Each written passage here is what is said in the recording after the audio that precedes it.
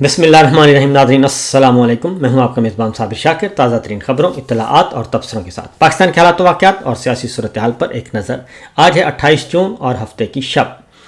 Supreme court गैरानी bench का फ़ैसला आया मखसूस नशिस्तों का, और जब से मखसूस नशिस्तों का फ़ैसला आया और ये चोरी शुदा रजीम को मज़ीद सीटें मिल गई हैं तो उसके बाद ये आपे से बाहर हो गए हैं और अब ये कहते हैं कि जनाब बादशाह सलामत तो बादशाह सलामत हैं ही।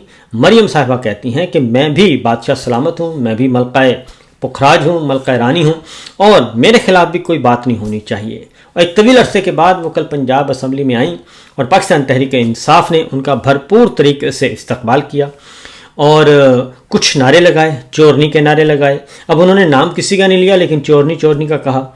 अब वो कहते हैं कि चोर की दाढ़ी में तिनका, तो मेरा ख्याल है कि वही कुछ हुआ होगा। और कुछ कल पाकिस्तान तहरीक इंसाफ ने भरपूर मज़ाहमत भी की और बताया कि हम मौजूद हैं। तो और ये जो आप गैर आइनी किस्म के फ़ैसले गैर आइनी बेंचों से ले रहे हैं इससे हमें कोई फ़र्क नहीं पड़ता। तो कल बहुत ज़्यादा एग्रेशन थी ख़ास तौर पे पीटीआई पंजाब असम्बली में। तो ज़रा पहले ज़रा वो मंज़र देखते हैं, उसके बाद फिर आपको बताते हैं कि क्या सिचुएशन थी। ये ज़रा मंज़र देखिए और नारे देखिए।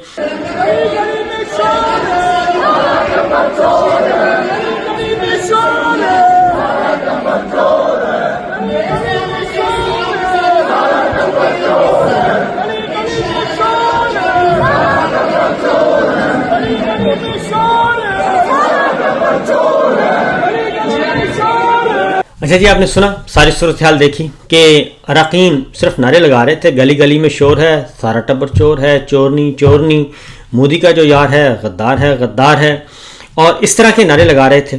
और 10 खरब खा गई, चोरा दी नानी आ गई, इस तरह के नारे लगा रहे थे और नाम किसी का नहीं ले रहे थे। लेकिन इसके बावजूद उन्होंने समझा कि शायद ये हमें ही कह रहे हैं। और फिर उसके बाद स्पीकर पंजाब असम्बली वो भी फॉर्म 47 के हैं और उन्होंने अहमद खान साहब ने 26 अरकान को मुअत्तल कर दिया और उनके नाअहली के रेफरेंस भी भेज दिए। और आगे चीफ इलेक्शन कमिश्नर बैठे हैं जनाब। चीफ इलेक्शन कमिश्नर पहले से ही पपेट हैं और उनकी अहलिया को ग्रेड 22 की एडवांस तरक्की दे दी गई है ताकि सुप्रीम कोर्ट गैरानी बेंच का फैसला आए तो उस पर फिल फौर अमल दरामद शुरू कर दें। और जिन अरकान को किया गया जिन्हें उनका है तोड़ फोड़ करने पर 10 अरकान पर 20 लाख रुपए जुर्माना भी आयद कर दिया गया है और सरकारी अमलाक को नुकसान पहुंचाने पर 2,03,550 रुपये फी कस अदा करने का हुक्म दे दिया है। और मखसूस नशिस्तें छीनने के बाद पीटीआई को ये कहते हैं जी एक और झटका लग गया है। तो इस तरीके से 26 अरकान को 15 इजलासों के लिए मुअत्तल कर दिया। उसके बाद अगला ये आया कि न सिर्फ मुअत्तल किया बल्कि फिलफौर स्पीकर पंजाब असम्बली ने इनकी नाअहली के रेफरेंस भी आगे भेज दिए इलेक्शन कमीशन को कि जनाब इनको वैसे ही फारिग कर दिया जाए और इनको नाअहल करार दे दिया जाए। और 16 जून का इजलास था, उस पर उनकी जद में जो है चौधरी जावेद कौसर साहब हैं, असद अब्बास हैं, मोहम्मद तनवीर असलम हैं, सैयद रफत महमूद हैं, मोहम्मद इस्माइल हैं, शहबाज अहमद, इम्तियाज़ महमूद, खालिद ज़ुबैर, निसार, राना औरंगज़ेब, मोहम्मद एहसन अली शामिल हैं। और ये 26 अरकान जो हैं जनाब उनकी एक पूरी फहरिस्त भी जारी कर दी गई और उन्हें कहा गया कि ये तमाम के तमाम अरकान जो हैं वो नाअहल हो चुके हैं और इस तरीके से उन्होंने फारिग कर दिया। और इनको इसमें मलिक फ़ाहद मसूद हैं, आपको मज़ीद नाम आपको यासिर महमूद कुरैशी हैं, कलीमुल्लाह खान हैं, मोहम्मद अंसर इकबाल हैं और अली आसिफ हैं, जुल्फ़कार अली हैं और अहमद मुश्तबा चौधरी हैं, शाहिद जावेद हैं, मोहम्मद इस्माइल हैं, ख़याल अहमद हैं, शहबाज अहमद हैं और तैयब राशिद हैं, इम्तियाज़ महमूद, अली इम्तियाज़, राशिद तुफ़ैल और मोहम्मद मुर्तज़ा, खालिद ज़ुबैर निसार, मोहम्मद इजाज़ शफ़ी और साइमा कंवल, मोहम्मद नईम, सज्जाद अहमद और राना औरंगज़ेब और शुएब अमीर और उसामा असगर ये शामिल हैं। इन सब को उन्होंने मुअत्तल कर दिया है और इनके नाअहली के रेफरेंस भेजने का फ़ैसला फरमाया है। अब सवाल ये है, उसके बाद फिर इसका जवाब भी दिया है अपोजिशन लीडर अहमद खान भच्चर साहब ने और उन्होंने बताया है कि जनाब आप तो चौधरी परवेज़ इलाही साहब के ज़माने में आपने तो कुर्सियाँ तक तोड़ दी थीं और खुलम खुला गुंडागर्दी करते थे, बदमाशी करते थे और ख़ुद सदर इसहाक़ खान साहब के खिलाफ नारे लगाते थे। ईवान सदर, इन्होंने किसी सदर को माफ़ नहीं किया, सदर लगारी हो, सदर इसहाक़ खान हो और सदर जरदारी हो ان کے گیٹ بھی پھلانگے گئے, سب کچھ کیا گیا, کسی گورنر کو معاف نہیں کیا, سپریم کورٹ کو معاف نہیں کیا. لیکن اب یہ آ گئے ہیں اور یہ ساری کچھ جو اتنی جو غنڈہ گردی کر رہے ہیں, کس کے زور پہ کر رہے ہیں؟ اصل مسئلہ یہ ہے احتجاج کا پوری پارلیمنٹری پارٹی کا متفقہ فیصلہ ہے, اور ہم یہ سمجھتے ہیں کہ یہ ہمارا حق ہے. اسپیکر صاحب, یہاں پہ تو کرسیاں توڑی گئیں, کرسیاں ماری گئیں چودھری پرویز الہی صاحب کے دور میں. آپ نے تو, آپ کی جماعت نے تو اس وقت جو حال حشر کیا تھا, پرانی اسمبلی تھی, اس وقت آپ وہ ویژول نکال کے دیکھ لیں. لیکن ٹھیک ہے, آپ کے پاس اختیار ہے. اگر آپ یہ سمجھتے ہیں کہ ہم اس چیف منسٹر کے آگے جھک جائیں گے, اسپیکر صاحب ہم نہیں جھکیں گے. اور میں یہ سمجھتا ہوں کہ آپ ہمارے 26 بندے کیوں یہ تکلیف کر رہے ہیں, 26 بندوں والی, باقیوں کو کیوں بچا رہے ہیں؟ کیونکہ وہ کہتے ہیں جناب بادشاہ سلامت کے ساتھ ہمارے بہت اچھے مراسم ہیں اور بادشاہ سلامت ہمارے ساتھ ہیں, تو اس لیے ہماری ایسی کی تیسی کوئی بول بھی نہیں سکتا. جج ہو, جرنیل ہو, جرنلسٹ ہو, کوئی نہیں بول سکتا, سب کو یہ کر رہے ہیں. تو دیکھتے ہیں کہ اس کے نتائج کیا نکلتے ہیں اور کب تک یہ ساری غنڈہ گردی جو ہے اس طریقے سے چلتی رہے گی. اور کیونکہ قومی اسمبلی میں, صوبائی اسمبلیوں میں احتجاج جو ہے وہ معمول کا حق ہے. ابھی پچھلے دنوں ہی ایک لا منسٹر نے انتہائی بیہودہ گفتگو کی قومی اسمبلی میں, اور اس کے الفاظ بھی حذف نہیں کیے گئے. حیرت انگیز بات یہ ہے کہ ان کے الفاظ حذف نہیں کیے گئے اور پیچھے سے ڈیسک بھی بجائے گئے, اور جب انہوں نے وہ بیہودہ قسم کی گفتگو کی.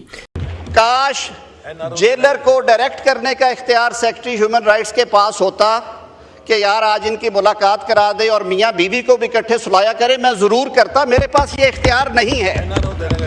تو بہرحال جی آگے بڑھتے ہیں, ایک اور خبر لے لیں.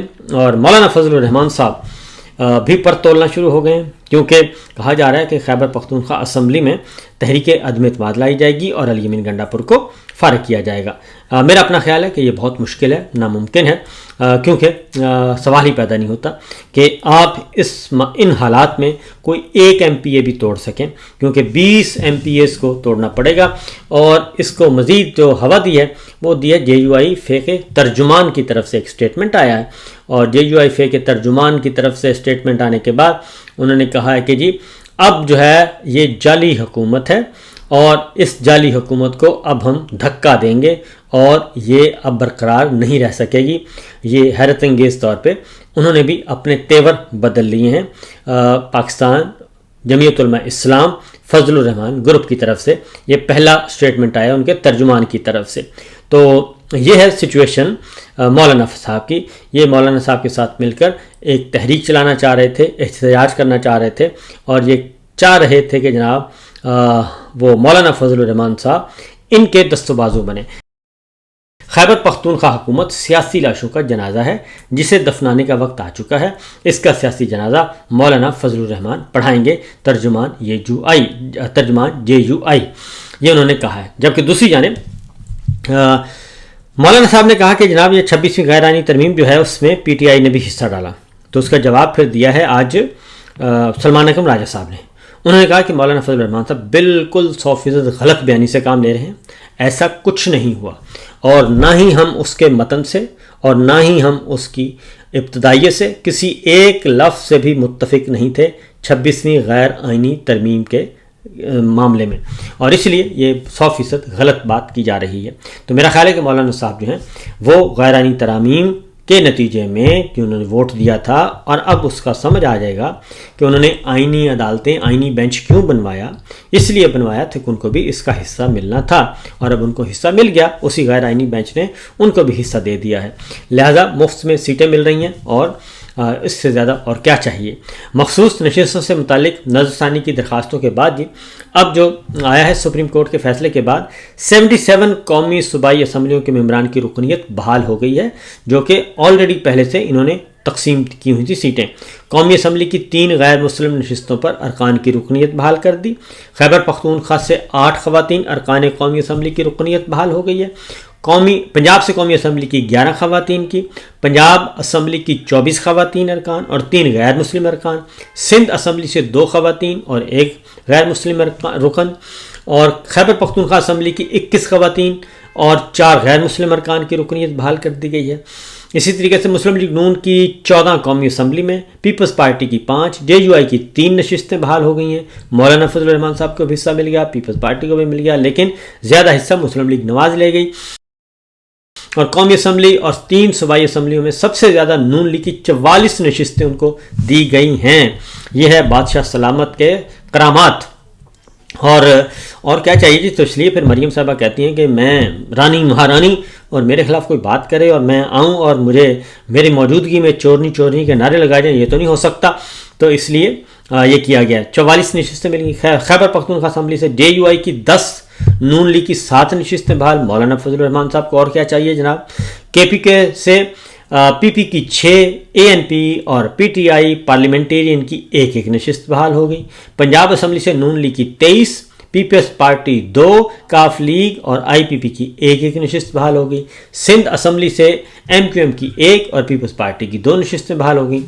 ملک بھر سے JUI کی 13، اور آپ اندازہ کریں کہ بغیر جیتے سب کچھ ملک بھر سے JUI کی 13 نشستیں، پیپلز پارٹی 15 اور MQM کی 1 نشست بحال ہو گئی، اور IPP، کاف لیگ، ANP اور PTI پارلیمنٹیرین کی 1 نشست مجموعی طور پر بحال ہوئی ہے۔ تو اس طریقے سے یہ ہے سپریم کورٹ کا فیصلہ، اور دے دیا گیا ہے جی، بندر بانٹ کر دی گئی ہے، اور مالے مفت دل بے رحم اس طرح کا ہے کوئی۔ تو یہ ہے لوٹا ہوا مال ہے جناب۔ تو لوٹا ہوا مال ہے، چوراں دے کپڑے تے ڈانگاں دے گز تقسیم کیتی جاؤ تے کھائی جاؤ تے پیو جاؤ۔ تو اب آتے ہیں جی اگلی خبر کی طرف۔ اسلام آباد ہائی کورٹ کے 5 جج صاحبان نے سپریم کورٹ کے فیصلے کے خلاف انٹرا کورٹ اپیل دائر کر دی ہے۔